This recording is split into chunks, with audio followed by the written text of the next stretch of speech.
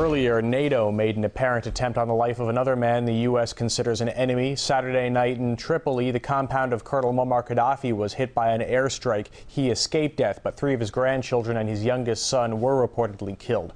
As RT's Irina Galushko reports, bin Laden's killing helped bury the news. It was a death that got buried under the barrage of breaking news. Libyan leader Muammar Gaddafi's 29-year-old son and 3 grandchildren were reportedly killed by NATO airstrike on Saturday night. All children were said to be under 12 years old.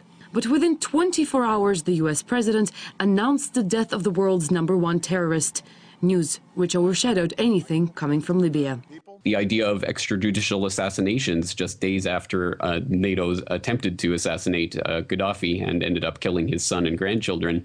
Once again, we see another type of extrajudicial assassination going on, which of course is an international war crime. But in this case, it's okay because it's the boogeyman that everyone loves to hate. The coalition commanders have protested. They are in full compliance with the UN Security Council resolution on Libya and only target military objects, insisting they're not targeting any one person in particular. This despite 2 recent airstrikes targeting known whereabouts of Gaddafi. This was an attack on a civilian structure. This was Gaddafi's personal compound. They murdered 3 of his grandchildren, 1 of his sons. Well, I think they're very delighted to have gotten rid of anybody with the name Gaddafi or associated with him, but they really wanted to get him, and they're not done trying. The idea is to kill him. This was a war crime, but of course being in Libya at all is a war crime. All of the complicit NATO countries are committing war crimes every single day, attacking civilian targets, killing civilians. The bombings sparked riots, with Gaddafi supporters storming the Italian and British embassies in protest. And some believe, should the coalition forces continue on their chosen course in Libya, the situation will go from bad to worse.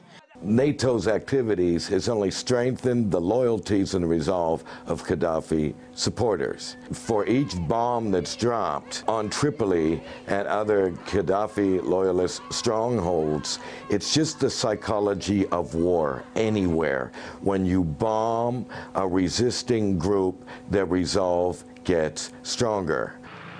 And as history shows, the situation in Libya may follow a course already familiar to Western politicians.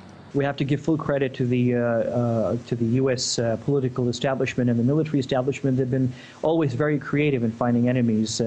First it was the Soviet Union, and then it was the Russian Federation, and then came Osama bin Laden, Saddam Hussein, and these days, of course, we have Muammar Gaddafi, and the next ones will come, of course, definitely whenever the need arises.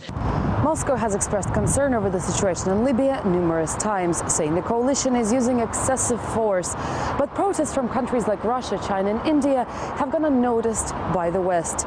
And while NATO decides on its ultimate goal, who knows how many more lives will be lost. Irina Galushko, RT, Moscow.